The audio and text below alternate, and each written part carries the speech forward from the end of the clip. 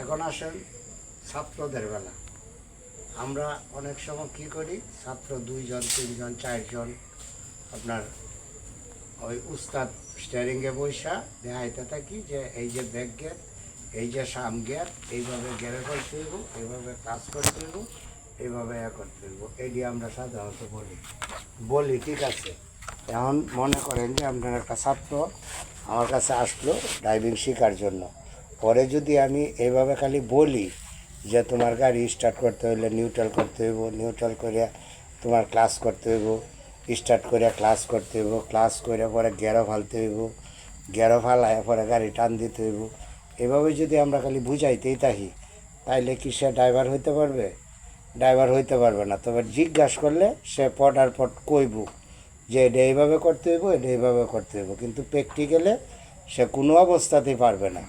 এই জন্য কথাও বলতে হবে, আপনার প্র্যাকটিক্যালেও দেখাইতেও হবে যে এইভাবে। যেমন আমি যদি বলি যে ডাইনে লইতে হইলে তাহলে কী কইতে হইব, যে স্টিয়ারিংটা তোমার হাতের ডাইন, তোমার হাতের ডাইন। যদি একজনে বলে যে ডাইনে লন, তাইলে ডাইন, হাতের ডাইন, আমার যেটা বসলাম স্টিয়ারিংটা আমার হাতের ডাইনে ঘুরাইন দিলে ডাইনে মন নিব, আর যদি বামে ঘুরাইন দিই তাইলে বামে মন নিব। তাইলে যে গাড়িটা চালাইব তারা আগে প্র্যাকটিক্যালে দেখাইতে হইব যে হ্যাঁ এইভাবে সামনে মুড়ে গিয়া যদি বামে মুড়তে হয় তাইলে বামে এইভাবে কাটা দিতে হইব, এইভাবে কাটা দিয়ে বামে মূল লইয়া তারপরে ধরে রাখলে হইতো না, তাইলে বামে আবার যাইব আপনার ওই ফাঁকারও যাইব, আর নাহলে কোনো দোকানপাটে যাইব, নাহলে মানুষের শরীরে উঠবো, নাহলে গাছে মারি দিব।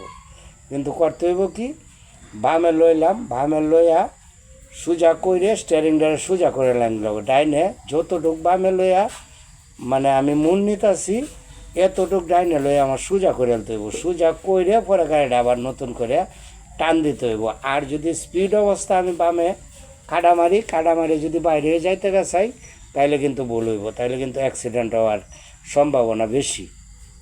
তা যাই হোক, আমরা যেভাবে মানে আপনার কথাবার্তা বলি, যেভাবে বুঝাই, এভাবে প্র্যাকটিক্যালেও মানে বোঝানোর চেষ্টা করব আমরা ইনশাল্লাহ সবাই। হ্যাঁ, প্র্যাকটিক্যালে দেখাবো যে এইভাবে করতে হইব, এইভাবে ক্লাচ ছাড়তে হইব, এইভাবে অ্যাক্সেলেরেটর ধরতে হইব, এইভাবে ব্রেক করতে হইব, এইভাবে ওভারটেক করতে হইব, বা একটা গাড়িতে আর একটা গাড়ির দূরত্ব অতটুকু বজায় রেখে চলতে হইব। এইগুলো আপনার ভালো করে বুঝাইতে হইব, এবং খালি বুঝাইলেই চলবে না, আপনার প্র্যাকটিক্যালে দেখাইতে হবে। তারা স্টিয়ারিংয়ে বসায় রেখে সে চালাইতেছে, তারে দেখাইতে হবে যে এইভাবে চালাও। আর আমি খালি বসায়া রাইকে আমি খালি বুঝাইলামই, তাহলে কী লাভ হইব? আমি বুঝাই সব কিছু বুঝাইয়া মনে করেন 2 দিন 3 দিন লাগাত বুঝাইয়া চাবিটা দিয়ে দিলাম, চাবিটা দিয়ে বললাম চাবিটা ডুহাইয়া ডাইনে ঘুরাইন দিলে গাড়ি স্টার্ট হইব। স্টার্ট হইলে পরে আপনার যদি চাবি ধরে রাখে তাইলে কী হইব, সেলফ যাইব গা। তাইলে কী করতে হইব, প্র্যাকটিক্যালে দেখাইতে হইব, চাবিটা ডুহাইতে হইব, এভাবে চাবিটা ডুহাইয়া এভাবে ঘুরাইন দেয় স্টার্ট হওয়ার সাথে সাথে চাবিটা ছাড়ে দিতে হইব। আর যদি চাবিটা না ছাড়ে দেয় স্টার্ট হওয়ার সাথে সাথে চাবি ঘুরাইন দিয়ে ধরেই রাখে, তাহলে কী হইব, সেলফ উঠে যাব গা। সেলফ উঠে গেলে পরে আর সেলফে স্টার্ট হইতো না। তো যাই হোক, আমরা যেভাবে এমনি বুঝাই এভাবে প্র্যাকটিক্যালেও যাতে বুঝাই যে কোন ত্রুটি আছে, কীভাবে চালাইতে হইব, এটা তাদেরকে সুযোগ দিতে হইব। তারা যেভাবে চালায় আমার দেখতে হইব যে কীভাবে চালাইতেছে, অন্যান্য ত্রুটি আছে, ত্রুটিটা সংশোধন করে দিতে হইব, তাইলেই প্রকৃতপক্ষে ড্রাইভার হবে। আর আমি মুহে তারে বুঝায় কয়ে দিলাম, দিয়ে আমি চাবিটা দিয়ে ছাড়ে দিলাম, কিন্তু সে কিছুই করতে পারবে না।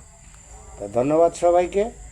মানে কথাটা যদি শুনেন, তাইলে যারা নতুন আছেন শুনলে ভালো করে যদি শুনেন, তাইলে যদি এটার মাঝে বুঝার মতো কিছু বইলা থাকে তাইলে অন্তত আরেকজনকে দেখার সুযোগ করে দিয়েন।